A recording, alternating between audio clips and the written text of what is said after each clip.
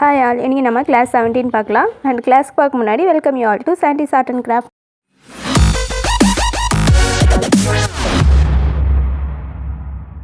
Cut work எப்படி பண்ணதுன்னு பார்க்கலாம். இதுக்கு ஸ்கொயர் ஷேப் ட்ரா பண்ணிவிட்டு அதில் 4 பாக்ஸஸ் டிவைட் பண்ணியிருக்கேன்.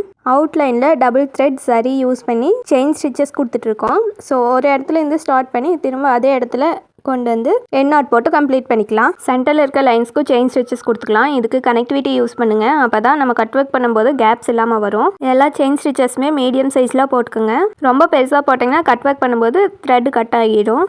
ஸோ எண்டிங்லேயும் கனெக்டிவிட்டி யூஸ் பண்ணி எண்ட் நாட் போட்டு கம்ப்ளீட் பண்ணிக்கோங்க. இந்த இடத்துல இப்போ நம்ம கம்ப்ளீட் பண்ணிவிட்டு நம்ம அடுத்த லைன் ஸ்டார்ட் பண்ணும்போது த்ரெட்டை இப்படி கிராஸாக வச்சு ஸ்டார்ட் பண்ணிடக்கூடாது. அதாவது இங்கே எண்ட் நாட் போட்டு இப்படி கிராஸாக வச்சு அந்த லைன் ஸ்டார்ட் பண்ணிடக்கூடாது. ஏன்னா நம்ம சென்டரில் கட் ஒர்க் பண்ண போகிறோம். ஸோ எண்ட் நாட் போட்டு த்ரெட் பேக் சைடு கட் பண்ணிவிட்டு திரும்ப புதுசாக த்ரெட்டில் முடிச்சு போட்டு எடுத்து அந்த லைன் ஸ்டார்ட் பண்ணுங்கள். ஸோ சென்டர் லைன்ஸ் கம்ப்ளீட் பண்ணிட்டோம். அவுட்லைனில் பீட்ஸ் கொடுத்துருக்கோம். எல்லா ஒர்க்கையும் முடிச்சுட்டு லாஸ்ட்டில் தான் நம்ம கட் ஒர்க் பண்ணுவோம். ஸோ அவுட்லைனில் டிசைன் ஏதாவது கொடுக்கறதா இருந்தால் கட் ஒர்க்குக்கு முன்னாடியே கொடுத்துடணும். எல்லா ஒர்க்கும் கம்ப்ளீட் பண்ணிவிட்டு ஃப்ரேமை பேக் சைடு ரொட்டேட் பண்ணிக்கோங்க. பேட்ச் ஒர்க்குக்கு நம்ம சரிக்கு அவுட்டர் லைனில் தான் க்ளூ அப்ளை பண்ணோம். ஆனால் கட் ஒர்க்குக்கு சரிக்கு இன்னர் லைனில் க்ளூ அப்ளை பண்ணோம். ஃபேப்ரிக் க்ளூ எடுத்துக்கோங்க. சரி மேலே அண்டு சரிக்கு இன்னர் சைடில் ஒரு லைன் க்ளூ அப்ளை பண்ணியிருக்கோம். ரொம்ப திக்காக நிறைய போடாமல் ஒரு அளவுக்கு லைட்டாக எல்லா கார்னர்ஸும் கவர் ஆகிற மாதிரி ப்ராப்பராக போட்டுக்கோங்க. ஸோ ஃபுல்லாகவே போட்டு கம்ப்ளீட் பண்ணிவிட்டு இது நல்லா ட்ரை ஆகிற வரைக்கும் விட்டுருங்க.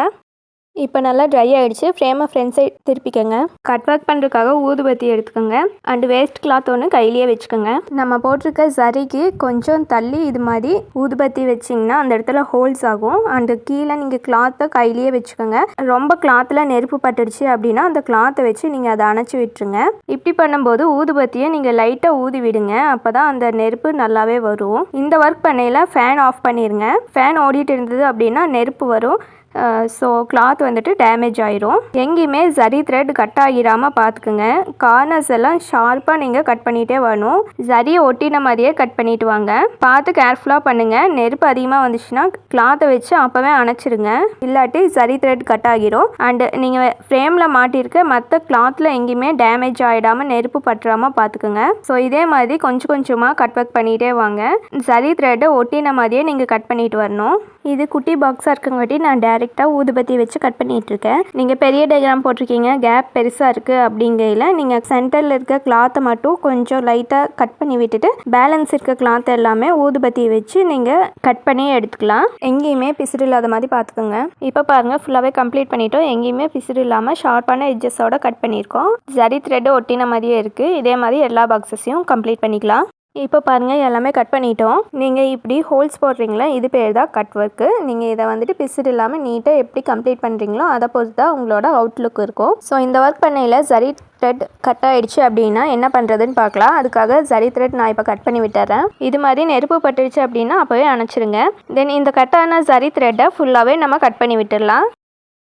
இப்போது சிங்கிள் சரி த்ரெட் எடுத்து நம்ம அவுட்லைன் கொடுத்துருக்க செயின் ஸ்டிச்சுக்குள்ளே இருந்து த்ரெட் மேலே எடுத்து சென்டரில் ஒரு ஸ்டிச்சு கொடுத்து ஒரு லாக் ஸ்டிச் போட்டு அப்படியே த்ரெட் பேக் சைடு எடுத்துகிட்டு வந்து நம்ம போட்டிருக்க அவுட்லைனுக்கு வெளியில் ஒரு ஸ்டிச் கொடுத்து எண்ட் நாட் போட்டு கம்ப்ளீட் பண்ணிக்கலாம். இப்போ பாருங்கள் நம்ம போட்ட பார்டர் லைனுக்கு வெளியிலேருந்து த்ரெட் மேலே எடுத்து ஜிக்ஸாக் ஸ்டிச்சஸ் போட்டுட்ருக்கோம். த்ரெட்டை எடுத்து நீடில் செயின் ஸ்டிச்சுக்கு வெளியில் ஒரு ஸ்டிச்சு அப்படியே லூப்குள்ளேயே விட்டு த்ரெட் மேலே எடுத்து அப்படியே செயின் ஸ்டிச் கிட்ட கொண்டு வந்து செயின் ஸ்டிச்சுக்கு வெளியில் ஒரு ஸ்டிச். செயின் வித் ஜிக்ஸாக் ஸ்டிச்சே தான் இங்கே போட்டுட்ருக்கோம். பட் இது என்னென்னா ஒரு ஸ்டிச் கிளாத்தில் ஒரு ஸ்டிச் கிளாத்துக்கு வெளியில், அதாவது அந்த கேப்பில் நீங்கள் போடுற மாதிரி இருக்கும்.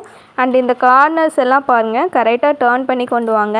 நிறைய கேப்ஸ் இல்லாமல் பார்த்துக்கோங்க. நிறைய கேப்ஸ் இருந்தது அப்படின்னா நம்ம கட் பண்ணினா கட் ஒர்க்கு பிளாக் கலரில் தெரியும். அண்ட் இது எதுக்காக போடுறோம் அப்படின்னா கிளாத்து பிரிஞ்சு வராமல் இருக்கிறதுக்காக. நம்ம ஆல்ரெடி சேஃப்டிக்கு க்ளூ போட்டிருக்கோம். பட் இருந்தாலும் இந்த ஸ்டிச்சஸ் கண்டிப்பாக நம்ம போடணும். இதே மாதிரி அவுட்லைன் ஃபுல்லாக போட்டு கம்ப்ளீட் பண்ணிக்கலாம்.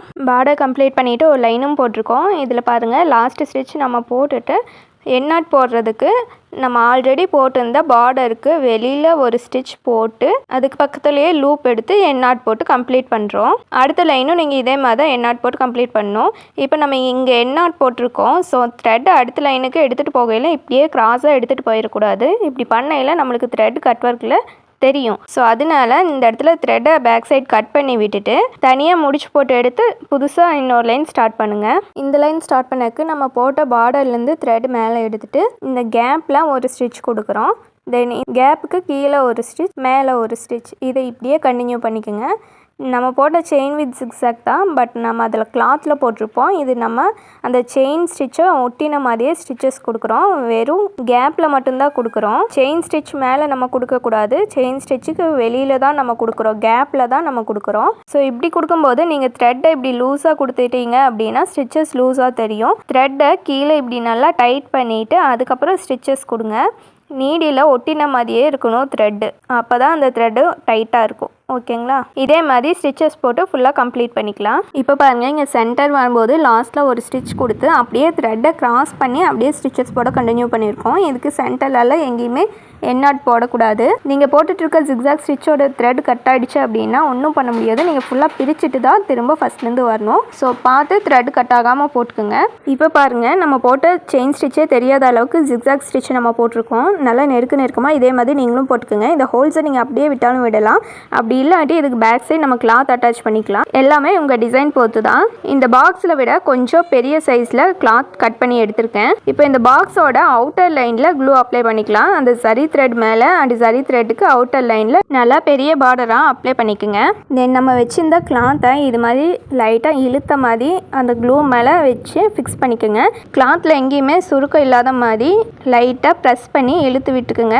இது பண்ணையில் எங்கேயுமே சுருக்கம் இருக்கக்கூடாது கிளாத்தில். அப்படி சுருக்கம் இருந்ததுன்னா கிளாத் லூஸாக தெரியும். ஒரு சைடில் நீங்கள் ப்ரெஸ் பண்ணும்போது அதுக்கு ஆப்போசிட் சைடில் கிளாத்தை கையில் பிடிச்சிட்டு அதுக்கப்புறம் ப்ரெஸ் பண்ணுங்கள். அப்படி இல்லாட்டி கிளாத் நகர்ந்து வந்துடும், க்ளூ தெரியும். இந்த கிளாத் இதில் ஃபிக்ஸ் பண்ணுறதுக்கு முன்னாடி இதோட எட்ஜஸ் எல்லாம் பிசுறு இருக்குது பார்த்தீங்களா, இதை வந்துட்டு ஊதுபத்தியை வச்சு ட்ரிம் பண்ணிடுங்க. நான் அதை பண்ணாமல் விட்டுட்டேன். ஸோ இப்படி நல்லா ஃபிக்ஸ் பண்ணிவிட்டு இதை நல்லா ட்ரை ஆக விட்டுருங்க.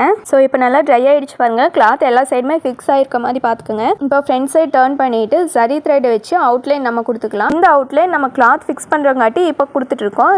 மேபி நம்ம கிளாத் ஃபிக்ஸ் பண்ணல, ஹோல்ஸ் அப்படியே இருக்கணும் அப்படின்னா நீங்கள் அவுட்லைன் கொடுத்துட்டு அதுக்கப்புறம் தான் கட் ஒர்க்கே ஸ்டார்ட் பண்ணியிருக்கணும். இந்த ஸ்டிச்சஸ் நீங்கள் கொடுக்கும்போது கீழே இருக்க கிளாத்தோட சேர்த்து ஸ்டிச்சஸ் கொடுங்க. இப்படி வரும்போது அந்த கிளாத்தோட த்ரெட் மேலே வந்துடாமல் பார்த்துக்கோங்க. எண்டிங்கில் எண்ணாட் போட்டு கம்ப்ளீட் பண்ணிக்கலாம். எல்லாமே கம்ப்ளீட் பண்ணிவிட்டு ஃப்ரேம் பேக் சைடு பார்த்தீங்கன்னா இப்படி தான் இருக்கும். நம்ம கட் ஒர்க்குக்காக வச்சிருக்க கிளாத் எங்கேயுமே ஃபோல்ட் ஆகாமல் ஸ்டிச்சஸ் கொடுங்க.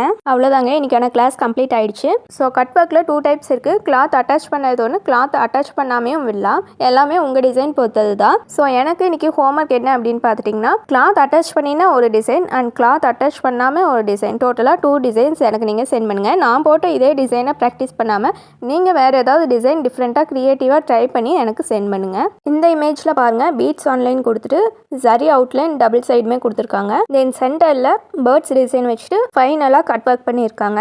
இது மாதிரி டிஃப்ரெண்ட்டாக ஏதாவது க்ரியேட்டிவாக ட்ரை பண்ணி பாருங்கள். நெக்ஸ்ட் கிளாஸில் பார்க்கலாம். பை.